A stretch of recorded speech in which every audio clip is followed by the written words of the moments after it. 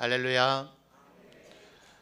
이 시간 먼저 우리 앞뒤 좌우에 있는 분들에게 좀 인사를 했으면 좋겠습니다. 왜냐하니까 해마다 명절 때가 되면 겪는 일이긴 하지만 여러분 표정들이 너무 많이 굳어져 있는 것 같고 그러다 보니 저도 자꾸 굳어져 가는 것 같아요. 아마 외지에 계시다가 오신 모든 가정들의 우리 자녀 손들 또 혹은 부모님들께서 이제 신앙생활 하셔서 그 전에 우리 교회에서 신앙생활 하지는 않으셨지만 지금 부모님과 함께 예배드리기 위해서 이 자리에 계신 분도 계실 줄 압니다. 어릴 때 우리 점천제일교회에서 신앙생활하고 성장하면서 자라나셨다 하더라도 현재 지금 소속되어 있는 교회가 따로 있으시다 보니 여기는 어떤 의미에서 지금 현재는 내 교회는 아닐 수 있겠죠. 저도 지금 마찬가지입니다. 늘 우리 성도들 앉아 계시는 자리가 거의 그 자리에 늘 앉으셔서 여러분 앉아 있는 300명 넘지만 제 눈에 한 장의 사진처럼 대충 어느 자리에 어느 분이 계시다는 게 기억이 되어져 있는데 그게 지금 다 흐트러져 있어요. 어디 계신지 찾을 수가 없고 또 대부분의 분들이 지금 저에게는 또다시 낯선 얼굴이 돼서 제가 지금 다른 교회에 와서 설교하고 있는 듯한 그런 느낌이 듭니다. 그러니까 여러분만 지금 낯설고 긴장되어 있는 게 아니라 우리 모두가 그런 거니까 우리 함께 좀 마음도 풀고 그렇게 말씀을 받았으면 좋겠습니다. 앞뒤 좌우에 있는 분들에게 한 번 더 인사하시죠. 반갑습니다. 이 시간 은혜 받읍시다. 아멘. 예, 한결 얼굴이 부드러워진 것 같아요. 여러분 명절이 돼서 좋으시죠? 아마 어떤 그 명절은 안 좋은 분도 있나 봐요. 여기서 지금 웃음이 나오는 거 보니까 여자분들에게는 명절은 안 좋은 날일 수 있어요. 어떤 명절은 보니까 주의를 끼고 있지 않아서 사실 그렇게 예배 시간에 여러분 뵙지를 못했는데 요번은 명절이 정확한 날은 내일이죠. 내일인데 보통 다 우리 모든 국민이 그런 건 아닙니다만 이제는 보통 금요일 오후부터는 움직일 수 있는 상황이 되다 보니 충분히 아마 명절 준비도 어느 정도 해놓고 지금 편한 마음으로 예배 자리에 있지 않나 그런 생각이 되어집니다. 근데 많은 사람들의 어떤 그 언론 보도나 그다음에 이런저런 뒷얘기들을 이렇게 들어보면요, 명절 때 기대감을 가지고 왔다가 즐거움은 조금 그리고 돌아갈 때는 마음이 불편하고 속상해서 자기의 삶의 자리로 되돌아가는 경우도 종종 많이 있다 그래요. 왜 그럴까요? 사랑하는 가족들이 모여서 일가 친척들 만나고 서로 즐겁고 좋은 그런 날들이어야 되는데 왜 그런 일들이 벌어질까? 여러 사람들이 이렇게 조사 또 분석을 해놨더라고요. 아마 이제 시간 여유가 아무래도 평상시에 엄청나게 바쁘던 때보다는 조금 그래도 시간 여유가 있긴 하겠죠. 물론 가족 친척 만나기 위해서 장거리 운전을 또 하다 보면 거기에서 또 다른 피로와 스트레스도 있겠지만 어쨌든 그 이전에 직장에서 하던 그런 육체적인 노동이나 스트레스에서는 조금 벗어나 있다 보니까 머릿속에 조금 여유가 생기는 것 같아요. 그러다 보니 필연적으로 이제 그동안은 너무나 바쁘고 분주해서 자기 스스로를 돌아보지 못했던 그런 일들이 이루어지는 거죠. 지금까지 살아왔던 내 과거가 어떠했는가? 또 오늘의 나의 현실이 어떠한가? 그리고 앞으로 내가 살아가야 할 미래에 대한 걱정과 염려, 일종의 자기 점검이기는 한데 여러분 사람들 치고 이런 과거와 자기의 오늘과 미래를 생각하면서 내 과거도 정말 화려했고 오늘도 대단하고 미래도 아주 멋있을 것이다 그렇게 확신 있게 생각할 수 있는 사람이 우리들 가운데 과연 몇 명이나 있겠어요? 사람이란 존재 자체가 과거에도 후회가 남기 마련이고 오늘에 대한 불만족도 있기 마련이고 내일에 대한 두려움이 사실 인간에겐 본성 가운데 이미 깃들어져 있기 때문에 오히려 그런 시간의 여유가 우리로 하여금 심각하게 만들게 되는 거죠. 또 여러분 일가 친척들 만났을 때에도 정말 말 한마디가 굉장히 사실은 좋은 의도로 덕담으로 하는 얘기인데 듣는 사람에게는 정반대로 엄청난 스트레스가 될 수 있다 그래요. 그래서 명절 때 절대로 하면 안 되는 말 들어보셨습니까? 미혼 처녀 총각들에게 이제 짝이 생겼냐? 언제 갈 거냐? 언제 국수 먹여줄 거냐?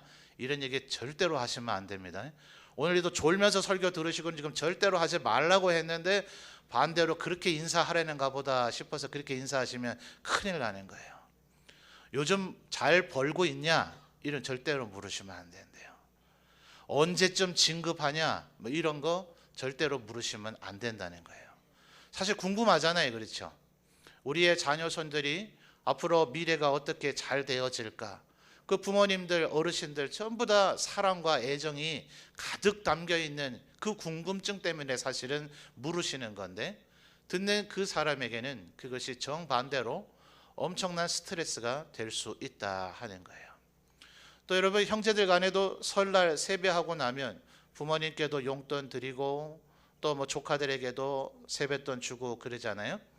여러분 자녀들에게도 교육하시고 어르신들 잘 들으셔서 다 가고 난 후에 그 다음에 개봉을 해보십시오. 그 자리에서 개봉을 하시면 꼭 입이 좀 빠르고 눈치가 빠르고 또 이런 걸 굳이 얘기해야 돼야만 속이 후련한 사람들이 금액을 밝힘으로 인해서 상대적인 스트레스를 받는 분들이 생겨요. 다들 나름대로 마음의 정성을 다해서 부모님께도 드리고 조카들에게도 드리지만 여러분 금액이 똑같을 때가 많아요. 조금 다를 때도 있어요. 오히려 지혜로운 형제들은 사전에 미리 서로 조율한대요. 조카들에게도 야, 너 잘 번다고 너 너무 많이 주지 말고 애들 교육상 그런 거 안 좋으니까 우리 똑같이 금액을 맞추자. 부모님께도 가능한 같은 금액 아니면 형제들이 다 모아서 드리자. 왜냐하면 많이 드린 분이야 글쎄요. 거기에서 교만한 마음이 생길 수 있을까요? 뿌듯하거나 어깨에 힘이 들어갈 수는 있을 것 같기는 하네요. 그러나 그렇지 못한 분들에게는 오히려 그 순간이 조금은 모면하고 싶은 순간이 되어질 수도 있다 하는 거죠. 이게 서로 간에 뭐 마음에 상처를 주려고 하는 의도는 전혀 아닌데도 불구하고 오히려 명절이 지나고 나면 그런 일들이 일어난다는 거예요. 뭐 때문에 그렇죠? 첫째는 자기 스스로를 향한 점검 속에서 받는 스트레스이고 둘째는 결국 모두 다가 비교의식입니다.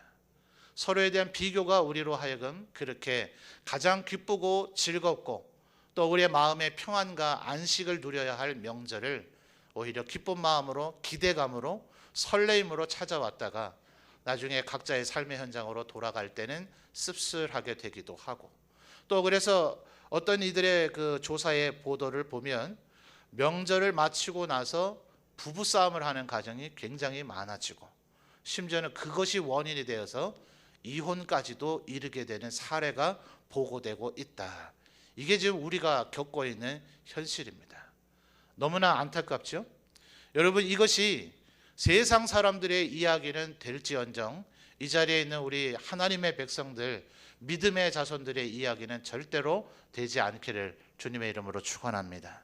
특별히 우리 점천 제일교회에 소속되어 있으시거나 이곳에서 믿음의 기초를 닦고 자라난 우리 모든 믿음의 자녀들에게는 이것이 먼 남들의 이야기, 달나라 이야기가 되기를 주님의 이름으로 축원합니다. 그런데 여러분 마치 건드리면 안 되는 비밀을 지금 폭로시킨 것 마냥 표정들이 다시 다 굳어지셨어요. 왜 그럴까요? 이게 먼 남의 얘기가 아니라 실제로 우리도 과거에 겪어보기도 했고 어쩌면 이번 명절에도 겪을지도 모르는 일이기 때문에 그렇습니다. 저는 어떨까요, 여러분? 저도 예외는 아닙니다. 저희 가정에서도 명절 때마다 오히려 크고 작은 마음 아픈 일들이 일어날 때도 있었습니다. 왜요? 사람이니까요. 그래서 여러분 잘 된 것 같아요. 올해는 내일이 설날이니까 오늘 이렇게 하나님의 말씀을 다시 한번 살펴보면서 이 명절을 지낼 때에라도 사랑하는 가족들, 일가 친척들 만날 때에라도 우리가 어떠한 마음을 먹어야 될까 하는 것입니다. 여러분 성경 말씀을 한번 살펴볼까요? 4절 말씀을 먼저 넘어가서 한번 보시죠. 4절 말씀을 보시면 정직한 자들에게는 어떤 가운데 빛이 일어납니까? 흑암 중에 빛이 일어난다. 여러분, 어두움을 나타내고 있는 표현들도 굉장히 많습니다. 근데 여기서 말하고 있는 이 흑암은 어떠한 상태를 얘기할까요? 하나님께서 천하 만물을 창조하실 때 제일 처음 뭐가 있으라 하셨죠? 빛이 있으라. 그 이전의 상태를 뭐라고 얘기합니까? 암흑과 흑암의 세월이라고 얘기합니다. 바로 그런 절대적인 어둠을 지금 흑암이라 표현하고 있는 거죠. 가능성에 뭐 5%, 3%, 1% 이런 가능성이 아닙니다. 가능성 제로의 상태, 절망, 좌절, 패배, 실패 이러한 영역 가운데 있을지라도 그 다음 뭐라고 얘기하죠? 빛이 일어나나니 그는 자비롭고 긍휼이 많으며 의로운 이로다. 누구에게서부터 이런 일이 일어난다는 것이에요? 하나님으로부터 이런 은혜가 우리에게 주어진다 하는 것입니다. 여러분에게 한번 여쭤보겠습니다. 여러분, 하나님의 백성이 맞습니까? 하나님을 믿고 계십니까? 하나님이 여러분의 개인의 구주이시며 만왕의 왕이시고 모든 것이 능하신 전지전능한 하나님이심을 믿습니까? 그러면 여러분, 우리의 인생이 끝난 게 아니잖아요. 왜 사람들은 이번 명절이 내 인생의 결정판인 것처럼 생각하게 될까요? 오늘 지금 조금 나에게 흑암이 있다 하더라도 아니요, 절대적인 바로 이 흑암이라는 어휘의 표현처럼 내게는 지금 가능성이 전혀 없는 모든 가족들, 모든 일가 친척들이 봐도 내가 패배한 것 같은 현재 상황이 내게 주어져 있다 하더라도 앞에 4절에 무슨 표현했다고요? 정직한 자들에게는 흑암 중에 빛이 일어나게 될 것이다. 근데 이 말씀조차가 좀 위로가 안 되는 분도 있으시죠? 왜요? 우리 정직 안 할 때가 있으니까요. 그렇잖아요? 그냥 하나님만 잘 믿으면 뭐 어떠한 사람이든지 간에 무조건 흑암 중에 빛이 일어날 거다 그러면 아, 이거 내 얘기인가 보다 싶겠는데 앞에 전제가 정직한 자라고 이야기하고 있어요. 자, 그럼 여러분 한번 다시 거슬러 올라가서 한번 보죠. 이 별로 유쾌하지 않은 얘기가 2절에도 나옵니다. 그의 후손이 땅에서 강성하며 또다시 뭐라 얘기합니까? 정직한 자들의 후손에게 복이 있으리로다. 3절에서도 그 얘기를 하죠.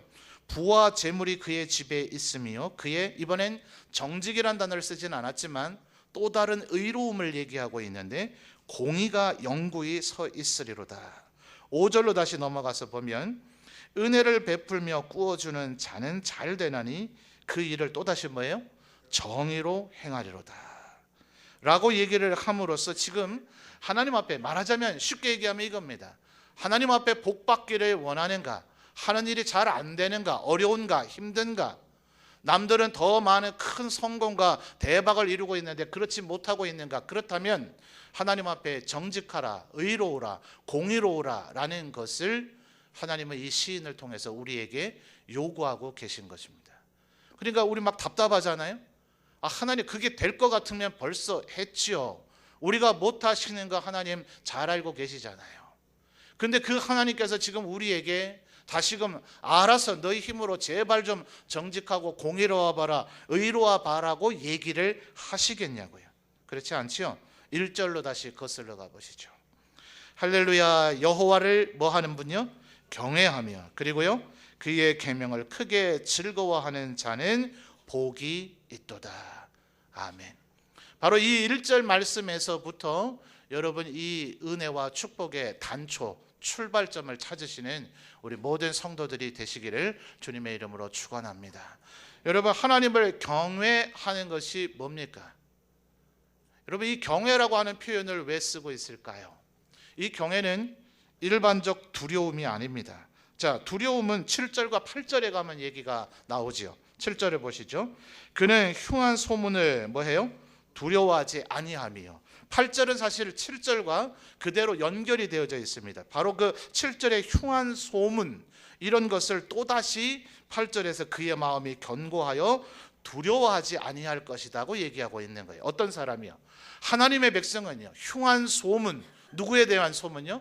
나에 대한 소문, 너는 실패할 것이다. 사람들이 흔히 우리에게 뒷담화하는 그 얘기, 너는 패배자다. 요즘 젊은 세대 말로 하면 루저다. 이런 평가들이 바로 흉한 소문일 수 있겠죠. 근데 하나님의 백성은 그런 평가에, 오늘의 나에 대한 평가에 두려워하지 않는다는 거예요. 그러면 왜 1절에서는 그 두려움이라고 하는 더 평이하고 우리가 쉽게 이해되는 단어가 있는데 두려움이라고 얘기하지 않고 경외라고 하는 단어를 썼을까요? 이 경외라고 하는 표현은 두려움은 포함하고 있기는 합니다. 그런데 하나님을 향한 이 경외심이 공포심이 아닙니다. 여러분, 만약 여러분의 자녀가 여러분의 아버지 어머니를 두려워하고 있다면 그 교육은 잘못된 것입니다. 분명히 우리 하나님께서는 우리 믿음의 자녀들에게, 자녀들이 자라날 때에 스스로 의로움을 터득할 수가 없기 때문에 회초리나 매를 들어서라도, 또 채찍을 들어서라도 그 아이를 바르게 가르치라고 얘기하고 있습니다. 그런데 그것이 만약 최근에 TV에도 보도가 되어지고 있는 아동 학대와 죽음에 이르기까지 하는 그런 지경에 이른다면 그건 공포겠죠. 공포와 두려움이겠죠. 우리 부모님이 나를 얼마나 때리는지 나는 우리 부모님 뵐 때마다 두렵다. 이건 큰일 날 일이겠죠. 하나님을 경외한다 하는 것은 기본적으로 두려움을 품고 있긴 하지만 하나님이 나에게 엄하게 그건 아니야, 그렇게 하면 안 돼 라고 얘기하실 때 그 하나님의 마음이 나를 죽이고자 하는 마음인가, 멸하고자 하는 마음인가, 아니면 나에 대한 진정 어린 사랑이 있기 때문에 그 얘기를 하시는가, 아마 백성들은 알 겁니다. 여러분, 학교에서 아마 선생님들에게 매를 맞아 보셨을 텐데요, 매를 몇 대 맞았을 때까지가 감동이 됩니까? 몇 대 이상 되면 이건 폭행이야 라고 이해가 됩니까? 그렇지 않죠. 매의 대수냐, 그 매의 강도냐의 문제가 아니라 선생님께서 지금 정말 나를 사랑하셔서 나에게 회초리를 드셨구나 라는 것과, 선생님 혹시 나에게 지금 감정을 풀고 계신 것이 아닌가, 선생님의 마음의 분노를 지금 조절 못하신 것이 아닌가, 어느 정도 딱딱 다 맞아떨어지지는 않지만 느낌이 있지 않아요?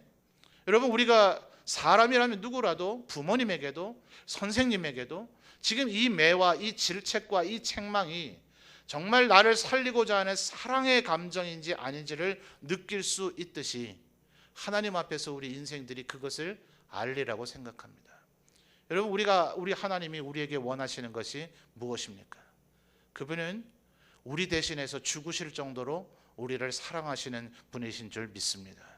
그분이 그러하신 그분이 우리에게 너 죄 짓지는 말고 살아라, 하나님의 말씀을 순종하며 살아라, 하나님의 말씀대로만 살면 내가 너를 도와주겠다, 내가 너의 힘이 되어주겠다, 너를 이끌어주겠다, 축복해주겠다 하시는 그 약속하신 하나님을 대할 때 우리가 그분을 만홀히 여기거나 만만히 여길 수는 없지만, 그리고 그분 앞에 서는 것이 늘 두려울 때가 있기는 하지만, 그분의 우리를 향한 그 흘러 넘치는 감정은 사랑이라는 것을 우리가 충분히 느낄 수 있으리라 생각합니다.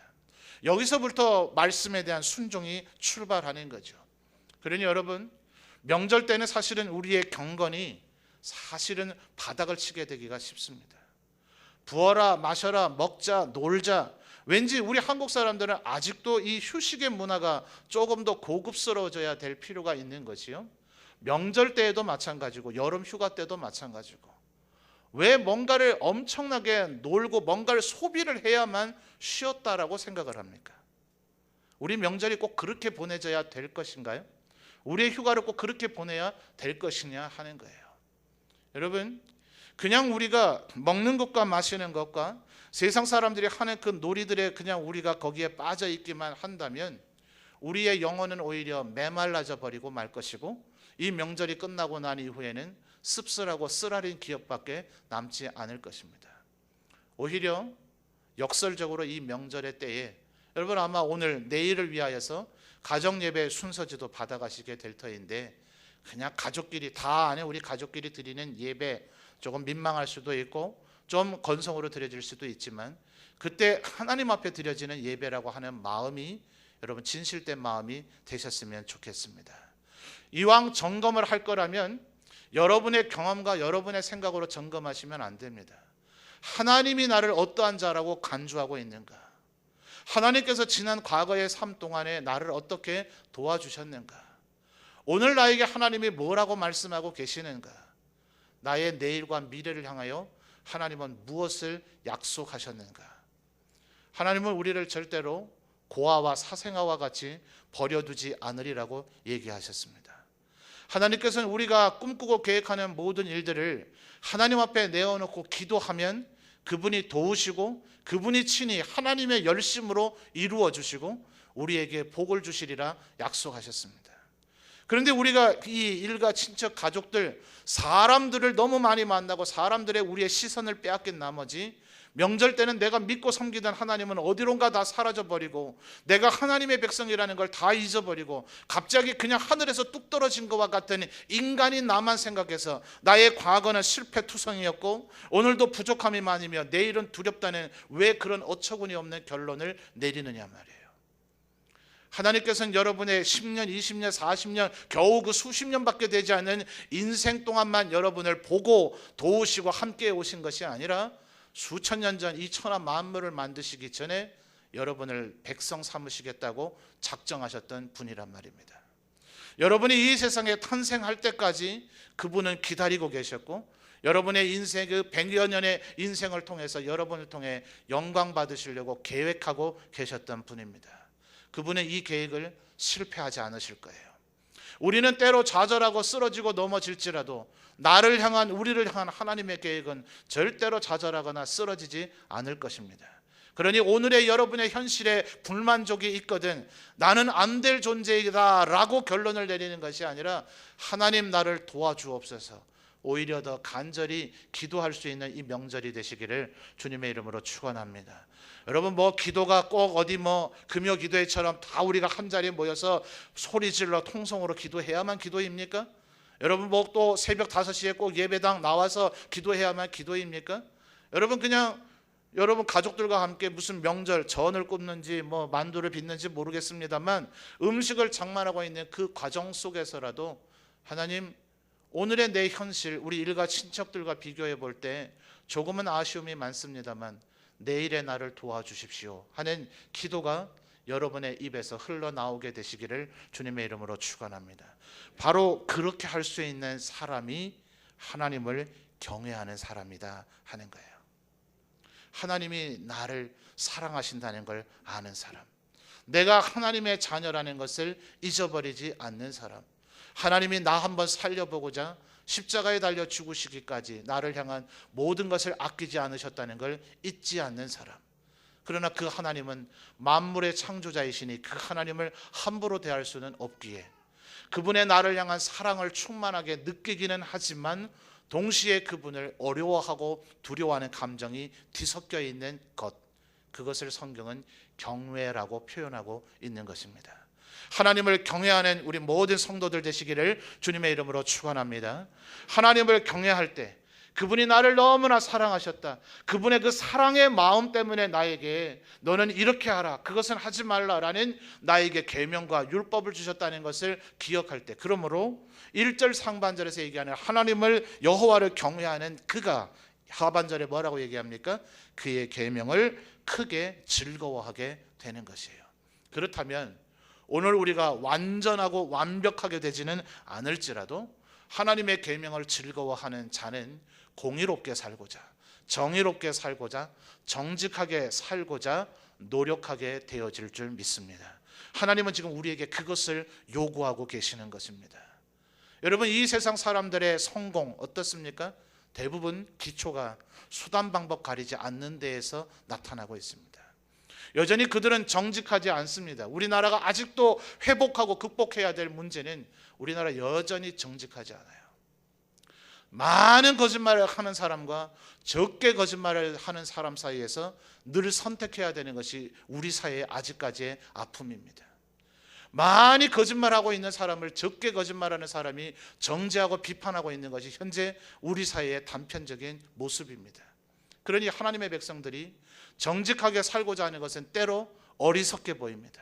그렇게 했다간 인생에서 더 낙오하고 실패되어질 것 같아 보입니다. 여러분, 그래서 예수 믿는 사람의 삶을 어떤 철학자는 거꾸로 사는 삶이라고 얘기했습니다. 이 세상 사람들이 하는 것처럼 생명이 없는 물고기는 물결 따라 흘러내려갑니다.